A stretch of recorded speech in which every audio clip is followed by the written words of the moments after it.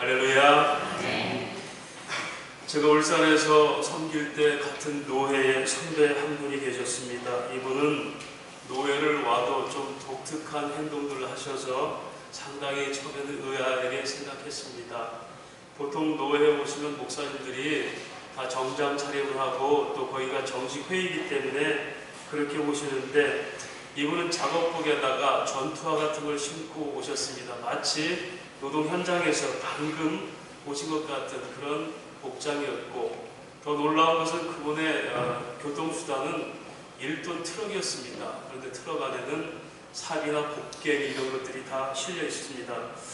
그리고 또 노회에서 발언할 때도 상당히 거칠게 말씀을 하셔요. 그래서 처음에는 제가 적응이 좀 안 됐습니다. 저분은 기본적 목회 소양이 좀 덜 된 분이구나 라고 이렇게 생각을 했는데, 그분의 출신 보니까 아버지가 교육감이었어요. 그리고 교육자 집안이었어요.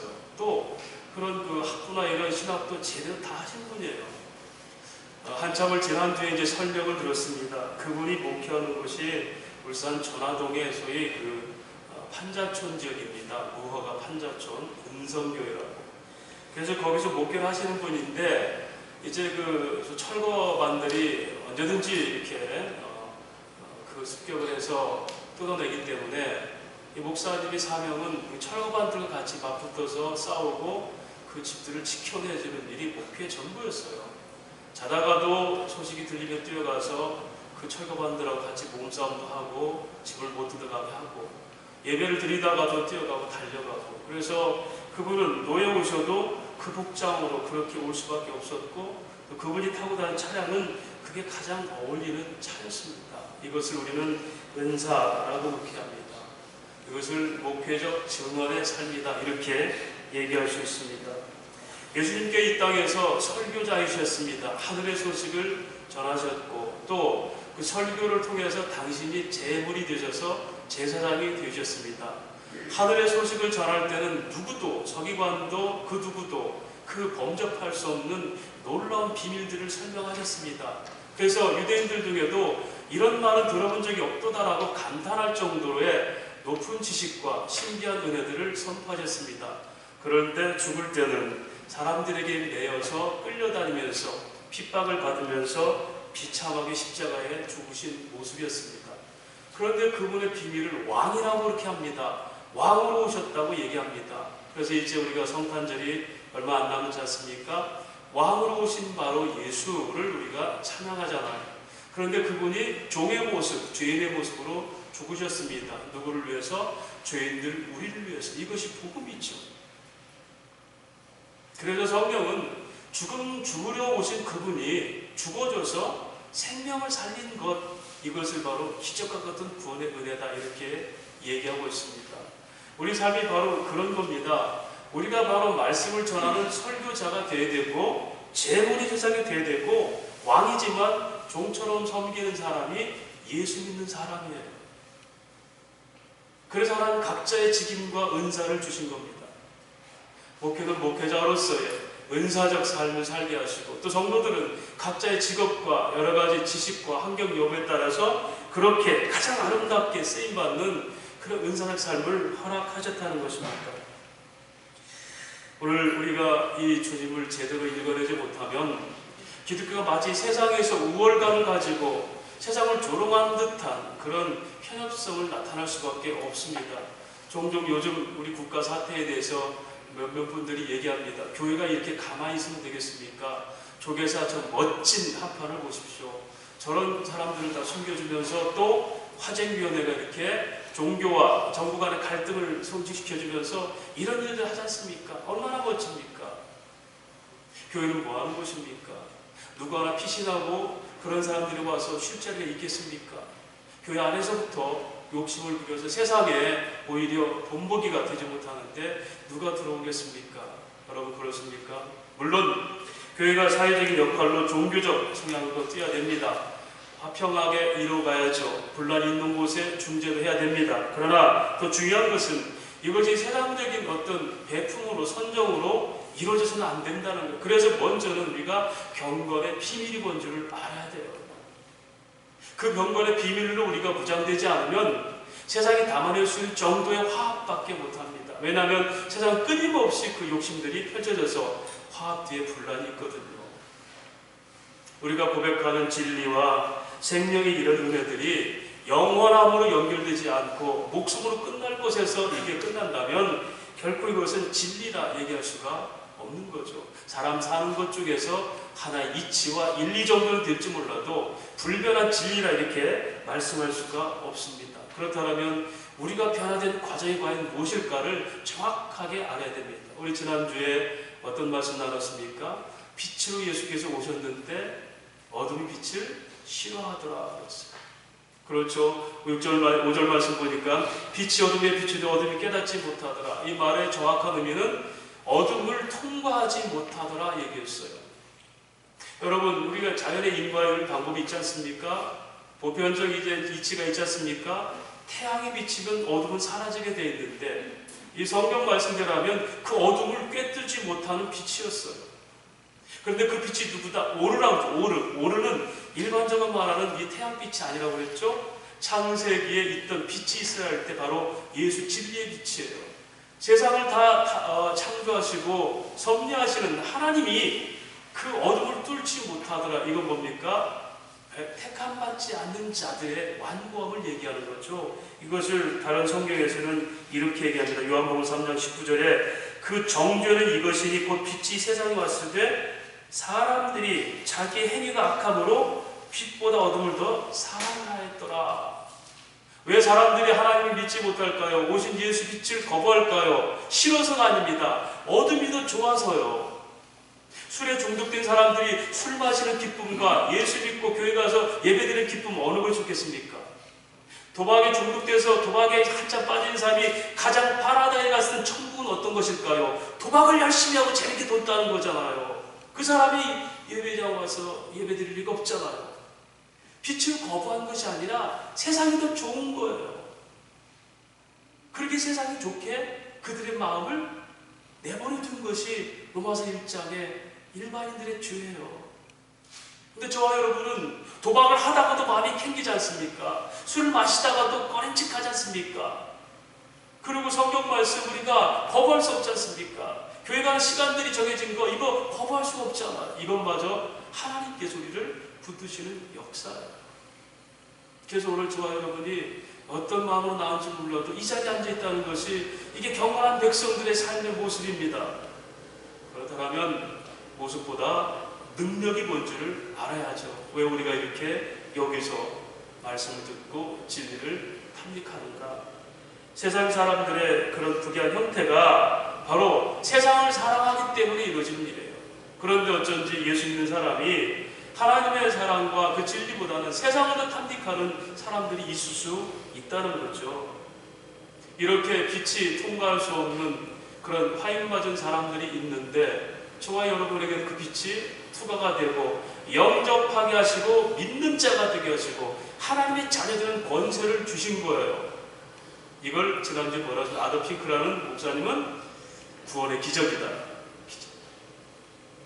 인과의 법칙을 다 무시할 정도의 사람들이 그렇게 마음이 다쳤는데 저와 여러분은 죽은 예수 안에서 생명을 발견하게 된 거예요.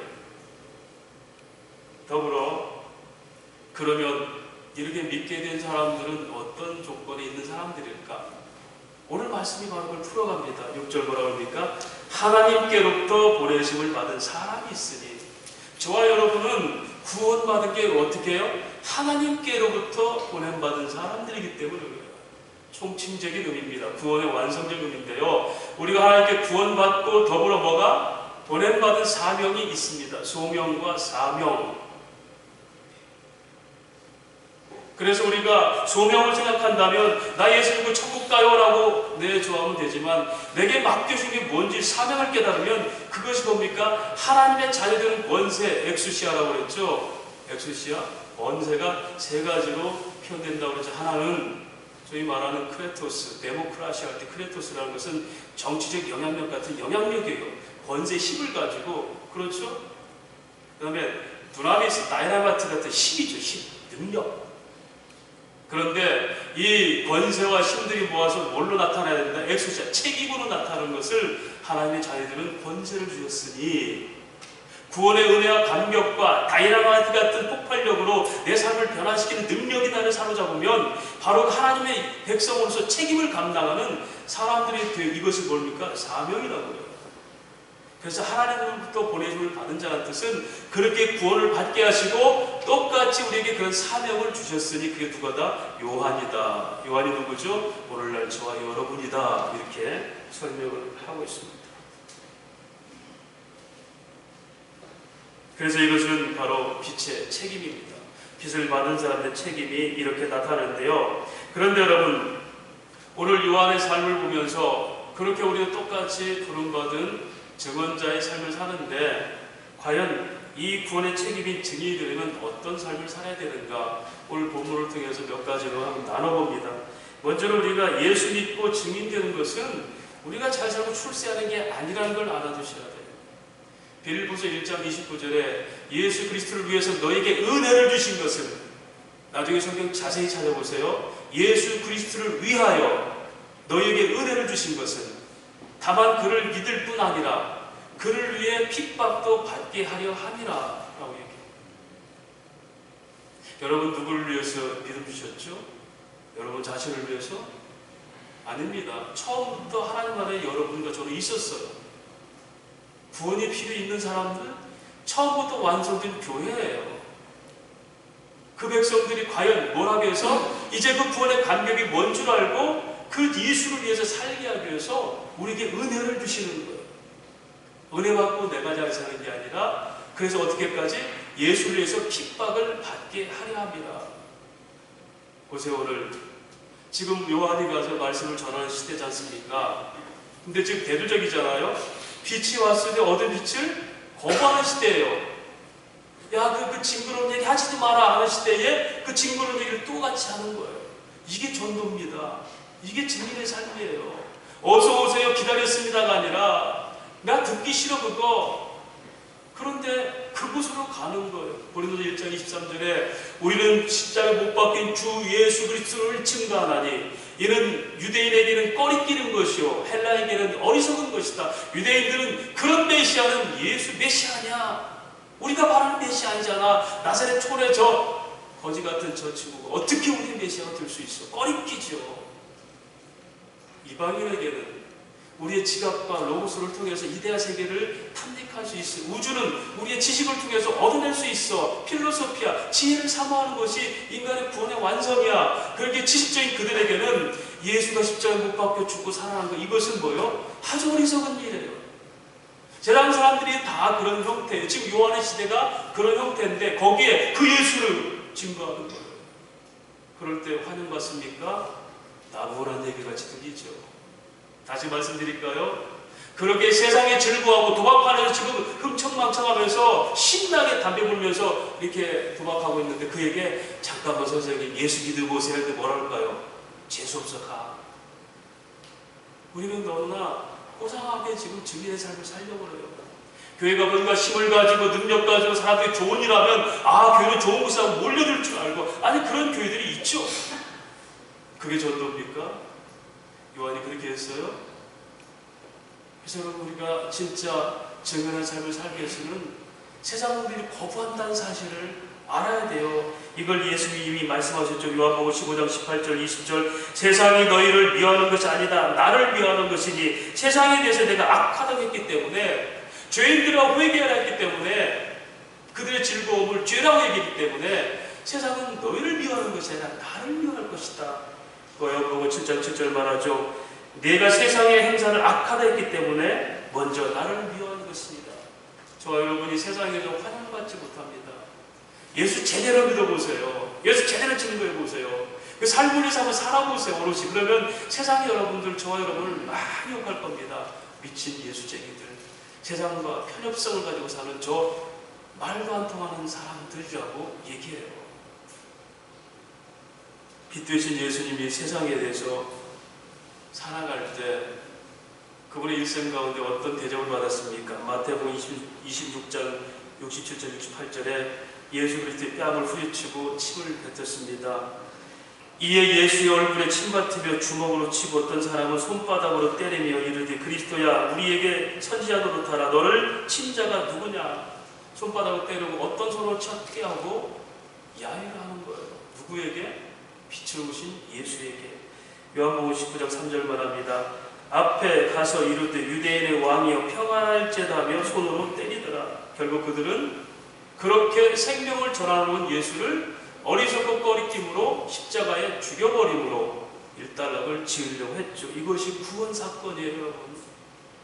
다시 말씀드릴까요? 저와 여러분이 똑같은 사람들이야. 예수 저거 아이고 저 원수 같은 거 죽여버려야 되고 죽였는데 죽은 그 예수에서 생명을 믿은 사람들 우리가 이 구원의 신비는 성령의 개별적 역사에는 감격도 못하는 얘기예요. 저와 여러분이 유대인들이었고 꺼리끼는 자들이었고 저와 여러분이 그렇게 예수는 어리석다고 생각했던 사람들이에요. 세상 재미에 빠져서 예수는 재수없다고 생각했던 사람들이 그 손으로 우리가 죽였는데 저와 여러분 죽였는데 거기 사망 가운데서 생명을 얻은 거예요. 이게 뭐죠? 구원이에요. 그러면 여러분 이 정도면 적어도 요한복음 5장 24절에 사망에서 생명으로 옮겼느니라 이 원리를 우리가 진짜 안다면 우리가 이렇게 그냥 내 삶에서 내 중심으로 살 수 있어요? 없어요. 에베소서의 5장에 너희가 의의 열매는 빛의 열매는 이것이니 착함과 의로움과 진실함에 있느니라 그렇죠? 아가토스, 알레제이안, 디카이로스네 이게 뭐예요? 이런 행실, 에르본 행실이다. 이게 뭐죠? 완성된 성품을 얘기하는 거예요. 내가 정말 하나님 빛이라면 빛의 열매라면 정말 예수를 믿는다면 그것이 어떻게 성품으로 나와야 되는데 성품의 간단한 한 가지 요약입니다. 너를 위한 것이 이제 다른 사람을 위해 사는 것, 심지어 원수를 위해 사는 것이 이게 의로움과 착함과 진리다라고 얘기해요. 그래서 도끼마저 너희가 증언해봐라. 누가 하나님께 기쁘게 할 게 뭔가를 생각하라. 이게 5장 10절에 에베소 5장 10절. 빛의 사람들은 늘 증거하고 산다는 거예요. 하나님 기쁘시게 하는 게 뭔가? 로마서 12장 2절도 마찬가지죠. 세상을 본받지 말고 세상 가운데서 하나님이 기뻐하시고 온전히 선할 뜻이 무엇인지 분별할 때 도끼마저 분별하여 너희 몸을 제사로 드려라. 그것이 너희 드릴 영적 예배입니다. 그래서 여러분 우리가 제대로 예수를 알면 나에서 다른 사람으로 삶이 옮겨지는 거예요. 아내를 위해서 남편이 배려하는 겁니다. 남편을 위해서 아내가 배려하고 교인끼리 서로 배려하는 거. 이것이 어디죠? 이게 성도예요. 성도. 그래서 나에서 우리로 옮겨지는 것 이것을 성화의 과정, 신앙 양심의 변화라는 거예요. 어떻게 하나님을 인식하면 신앙 양심의 변화가 점점 일어나면서 믿음의 열매가 맺어지는 것이 성도의 삶의 완성이에요. 그런데 10년, 20년 예수 믿어도 여전히 나를 위해 존재하고 나를 위해서 기도하고 내 집 울타리를 못 넘어가는 기도는요 이거 예수의 삶이 아니라 증언의 삶이 아니라 이 땅에 살겠다는 빛을 거부한 사람들의 그런 삶의 목적과 다를 게 하나도 없죠. 그래서 주님은 그런 우리들인데도 그런 그들인데도 여전히 빛으로 계셨다는 사실이 중요합니다. 임마누엘 하리라 그렇죠. 성탄의 명어죠. 영원히 함께하리라. 임마누엘이 하리라. 그렇게 오신 빛으로 오신 예수는 우리가 아무리 그분을 비난하고 외면하고 배반할지라도 천번 만번할지라도 여전히 빛으로 우리 가운데 계신다는 사실. 이것이 피스티스 신실하심. 그래서 우리가 오늘도 그 신실하심 때문에 살아가는 겁니다. 그 성실함을 아는 사람들이 행할 일이 뭐예요? 그 주님을 증거하는 것이 성도의 삶입니다. 갈지어다 내가 너희를 보내니 양을 이리 가운데 보낸 것 같도다. 마태복음 10장 16절에 제자들을 보내면서 그래서 너희가 세상에 증언되는 것은 너희가 복되고 너희가 신나는 게 아니다. 너희에게 참으로 세상적으로 볼 때는 힘든 일이다. 그래서 양을 이리 가운데 보낸다고 그랬어요. 우리는 이리 가운데서 양들을 잡아오기만 하죠.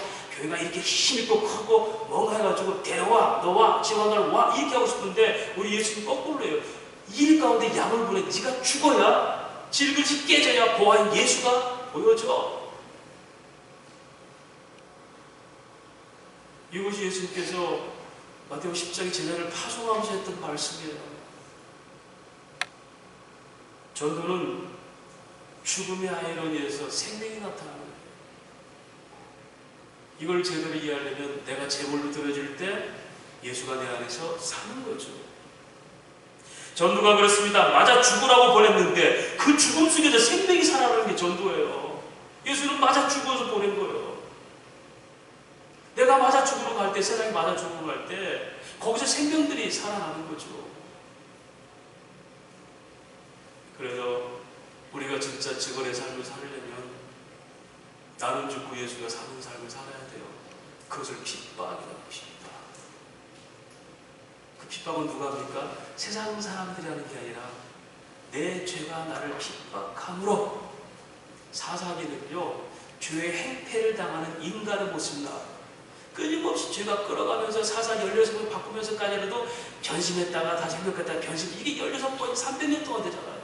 우리가 그만큼 지루하게 죄의 행패를 당하고 살아요. 하나님은 그런 수많은 과정을 통해서 메시아신 예수를 통해서 더 이상 네 마음을 통치하는 건 죄가 아니라 바로 영원한 하나님의 아들이다, 하나님 나라다 보여준 것이, 이것이 성탄의 의미예요. 성탄은 악의 예수가 이 땅에 온 게 아니라 하나님 나라가 이 땅에 실현된 사실이에요. 그래서 세상 사람들도 우리가 성탄을 가장 좋아해야 돼요. 두 번째로 7절 말씀입니다. 그가 증언하러 왔으니, 증언하러 온 겁니다. 그가 증인이 아니에요. 증거 내용이 아니에요. 사도행전 1장 18절에 성령이 권능받고 사마리아 땅까지 증인들 할 때 말티수라는 소위 순교자적인 증언을 얘기하거든요. 이걸 증언하는 자, 즉 증거하러 가는 자를 소위 말티수보라고 해요. 마르트보. 이거는 증거자예요. 증거자. 그 다음에 그 내용, 마르콜리시라는 건데, 이것은 뭐예요? 사도 바울, 요한이 뭘 전해요? 예수 전하는 거예요. 우리는 그 예수를 증거하는 내용이 있는 증거받은 사람들이 돼요. 다시 말씀드리면 우리는 증언자지 증거의 내용이 아니라는 겁니다. 예수님은 증거하면서 증언의 내용이고 증언자였어요. 다시 말하면 증인의 내용이죠. 선지자, 그렇죠? 선지자, 하늘의 소식을 전하는 자.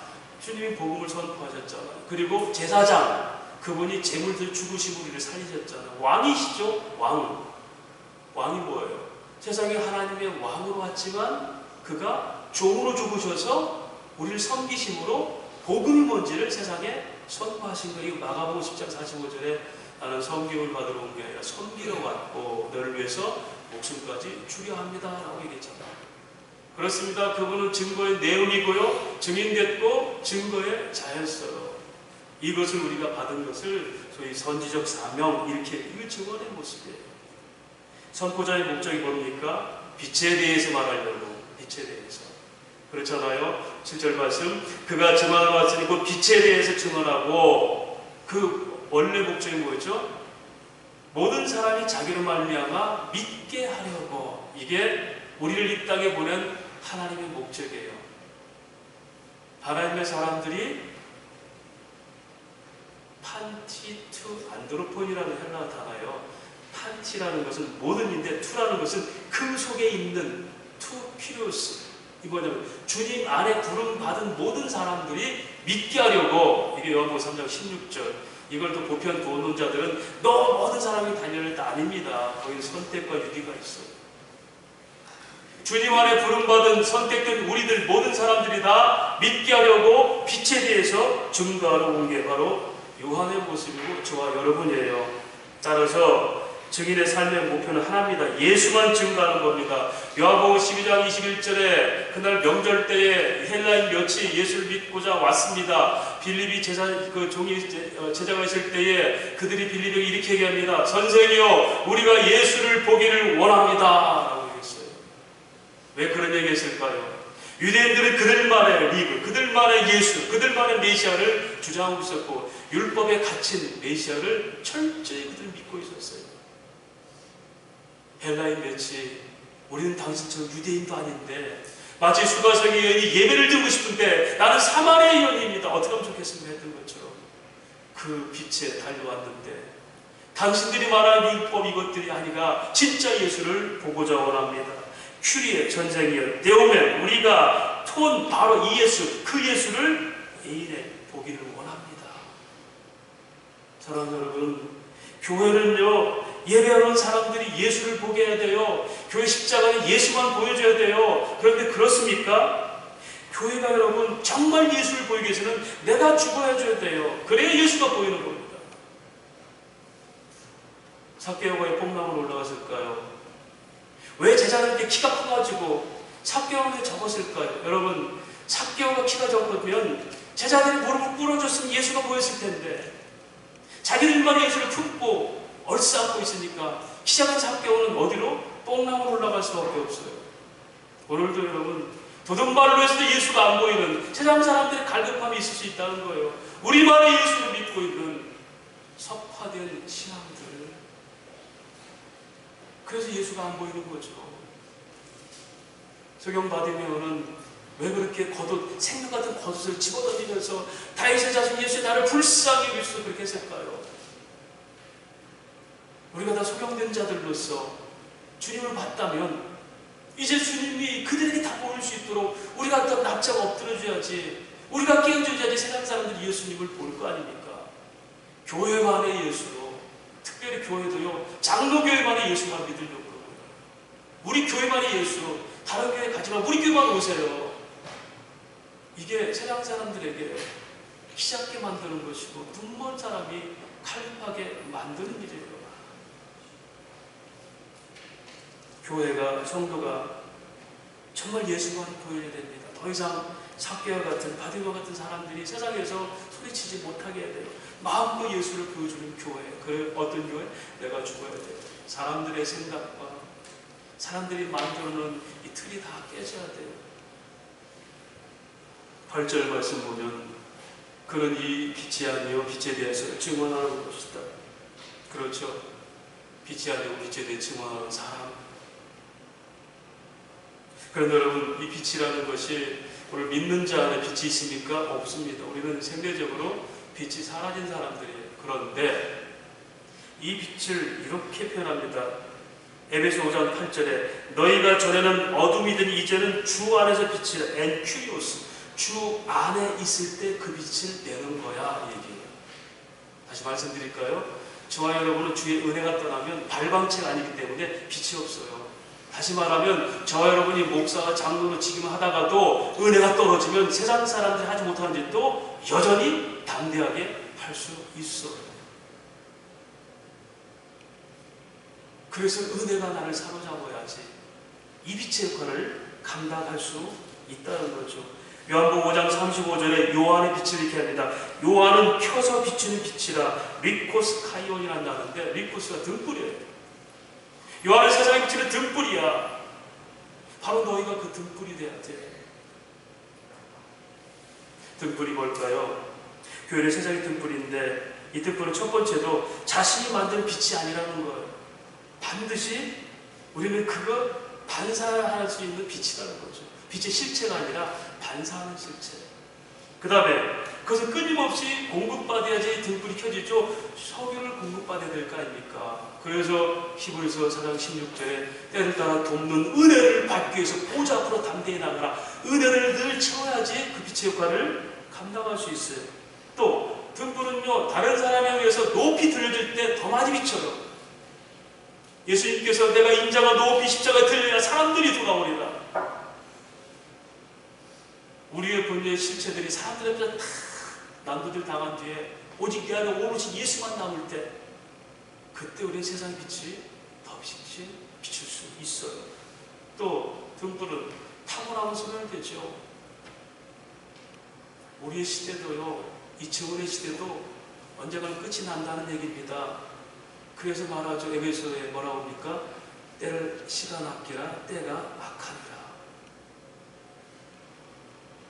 저도 이 말씀 준비하면서 정말 여러분 하나님, 여러분 가슴 쳐서 하나님 이대로 세월만 가는 거 아닙니까?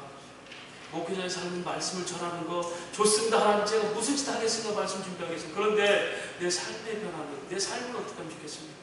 차라리 뛰어가서 노숙자를 돕고 그들의 발을 닦이면 훨씬 더 의미 있게 살 텐데, 이 말로 때워야 되는 인생이라면 시간이 아까운데 하나님 어떻게 하면 좋겠습니까?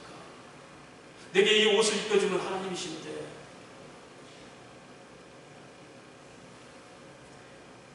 이태석 신부 아시죠? 우리 집안 톤즈, 남수단의 전쟁 부하들, 한센병자들 위해서 그 신부에게 사람들은 말합니다. 우리 아버지였다고.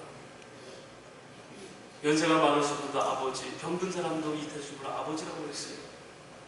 이걸 칼로스 에르본, 이걸 너의 착한 행실이라고 해요. 마태복음 5장 18절에 너희 착한 행실로 사람들에게 하나님 영광을 드러나게 하라. 너희가 그렇게 하나님 은혜 가운데 넌 죽고 예수만 너희 안에 빛을 비춘다면 그것이 바로 어떤 거? 그 착한 열매, 칼로스, 카르포스, 열매가 착해지는 거야. 너희는 처음부터 좋은 나무를 심었는데 왜 열매가 없어? 그렇죠. 그 착한 행실은 우리가 그렇게 주님 손에 들려서 세상에 높이 들려질 때, 그 은혜가 우리를 사로잡을 때, 그때 비로소 이 착한 행실이 나오고요, 그 착한 열매를 맺습니다. 이것은 참선에서 수련해서 되는 게 아니에요. 은혜가 나를 사로잡아야 됩니다. 본질이 안 변하면요, 그것 가지고 화쟁연료가 되고 뭐 세상과 뭐 했다고 해서 평화가 아닙니다. 진짜 평화는 나는 없어요. 참 아이러니하지만 그렇게 해놓고 주교사에서는 뭐라고 합니까? 한상규 위원장이 얼마나 그 행패부른지를 쭉 또 언론에 흘리잖아요. 팬티만 입고 여신도들 앞에서 안 나오겠다 버티고 있고. 정말 그 영혼을 사랑했다면 그렇게 안 해야 돼요. 패스오버 하잖아요. 주님 우리 죄가 있어 덮어주잖아요. 이게 은혜인데 자기들이 그만큼 애썼다는 걸 세상에 드러내기 위해서 언론 플레이 하잖아요. 조선일보에 쫙 내버리잖아요. 안 나가겠다 버텨서 뭐 밤새 해도 안 되고, 그래서 이제 옮길래니까 여성도 데려가니까 팬티만 입고 버텨가지고 막 떼쓰고 뭐 과음질려고 미친 줄 알았다, 이런 얘기를 다 해버리잖아요. 허물을 다 냈잖아요. 그것 보고 기독교는 뭐하느냐? 물론 그렇게는 못하는 우리 참 서글픈 사람이지만 본질이 안 변하면 착한 행실이 아닙니다. 자기 영화를 위한 타협일 뿐입니다. 언론 플레이.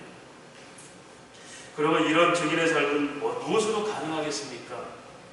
사도행전 1장 18절에 너희가 성령의 권능을 받아야 땅끝까지 증인됩니다. 성령으로 가능한 거예요. 제가 예배도서를 강의하면서 제가 지난 수요일도 말했지만 놀라운 제가 하나를 발견했어요. 빛의 열매는 이것이니 그것이 착함과 그런과 진실함이 있느니라. 그래 너희는 주께 기쁜 시각이 무엇인지를 늘 생각하라. 또 기마주라고 그랬죠? 늘 증언하라. 그런데 여러분 거기에서 한국어로 빠진 게 하나가 있어요. 여러분 나중에 원전 성경, 헬라 원전 성경에서 그 에베소 5장 9절 찾아보세요. 거기서 뭐가 되면 인 퓨르마티, 성령 안에서 의와 진리와 착함이 이렇게 돼요. 근데 한글 성경은 어느 곳도 성령이 안 나와 있어요.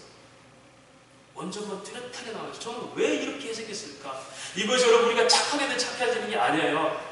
우리가 의로워지는 게 아니에요. 성령이 그렇게 그 비밀들을 깨닫게 하시면 너희가 죽으러 온 예수를 때려 죽였는데 너희 죽인 너희가 구원받았으라고 하는 이 은혜는, 이 신비는, 다시 말하는 구원의 기적은, 이걸 죽어다 절하다 죽어도 좋을 이 복음은 이 성령이 나를 감화시키지 않고는 안 돼요. 그저 내가 있는 거 남에게 좀 도와주고 교회가 좀 사람들 구제하고 이게 착한 건 아닙니다. 경건과 행동이 있어요. 먼저 경건이 있을 때에 행동이 나타나는 거예요. 그 다음에 열매가 있는 거죠. 경건이 이루지 않으면 행동 갖고는 안 돼요. 세상 사람들 그렇게 하잖아요. 세상 사람들 자기 자식을 사랑하는데 뱀을 떡을 달라면 돌을 주겠느냐? 하물며 너희에게 보인다. 너희는 그 선을 넘어서라는 거예요. 그것이 뭐죠? 경건의 모양, 경건의 내용. 이게 은혜죠. 성령이 우리를 사로잡을 때만 가능한 겁니다.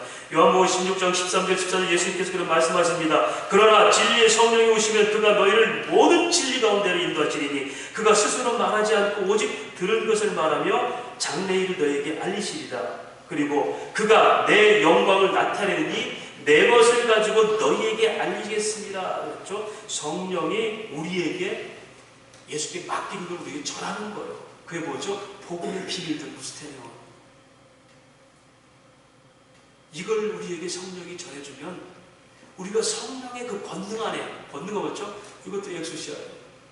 그 책임을 감당하는 증언들이 될 수가 있어요. 그래서 천 없어도 은혜 받지 않고는 착한 행동 못합니다. 그건 세상 사람들 할 수 있는 거예요. 교회가 세상과 다른 거룩이 뭡니까? 그 착함이 뭡니까? 행실로 평가되는 게 아니라 진리에 아는 정도입니다. 그래서 흰 지식의 발로가 경건의 모습, 그래요. 영성은 하나님을 아는 데 있습니다. 쉐쉐으로 기도하는 게 아니라. 이것이 은사로 나타난 거, 성령이 도구로 삼아서 이 직분을 감당해서 주시는 은사, 은혜의 은자, 선물사자, 하나님의 은혜를 주신 은사죠. 이것이 직분, 직업, 물질, 건강, 자녀, 지식의 환경. 많이 배운 사람은 더 많이 하나님 알고 더 많이 헌신하셔야 돼요.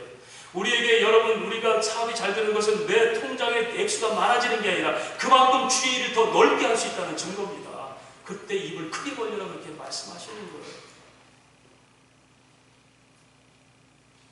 본문으로 되돌아가서 요한을 볼까요? 그 은사적 삶을 볼까요? 요한은 어떤 사람이었다?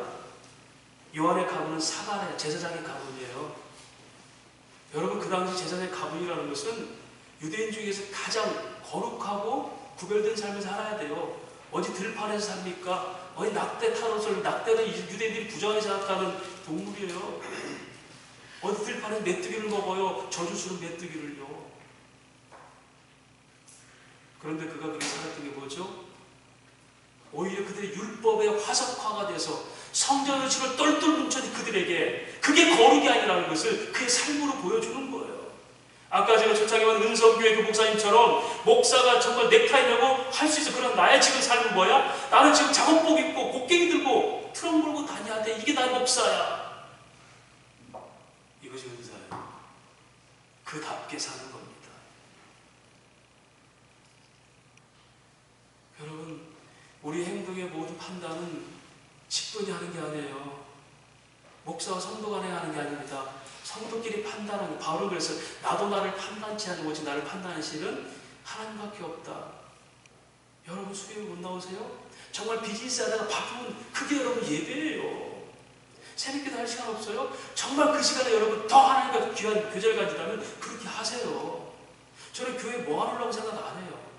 다만 여러분들이 정말 하나님의 말씀을 판단하고 사고를 해서 그 정말 적합한, 아까 도끼바죠, 하나님을 기쁘시게 하는 일에 쓰임받는다면 여러분 교회를 억지로 모아놓을 필요 없는 거예요. 그걸 가르치는 게 교회인데 이게 예배예요. 그러나 훈련들이 없이 우리는 안 되잖아요. 그래서 우리가 예배 시간이 정해져 있고 모임 시간이 있는 겁니다. 그것마저도 해서 날마다 말씀 가운데 은혜를 던져봐야 일을 감당할 수 있으니까. 작업복을 입고 있어도 나는 당당한 목사고 나는 설교자예요. 그렇게 얘기할 수 있는 이 당당한 직업관과 삶의 자존감, 사람들에서 규정된 자기 정체성이 아니라 하나님과 관계를 맺은 하나님 자녀된 자기 정체성을 가지고 살아갈 수 있는 부끄러움 없이, 아쉬움도 없이 지금 부르셔도 아멘 주 예수여 여기까지 제가 살았습니다라고 후회 없이 주님 나아갈 수 있는 그것이 성도의 삶이고 말티스 증언의 삶이죠. 요한은 그렇게 살았어요. 그리고 그를 어떻게 시기가 다 되니까 목이 잘려서 쟁반에 얹혀서 죽었잖아요. 예수님 어떤 분입니까? 하나님 아들 오셨지만 죽었잖아요. 이렇게 증언자들은 다 자기 생명을 내놓고 예수를 위해서 살았죠.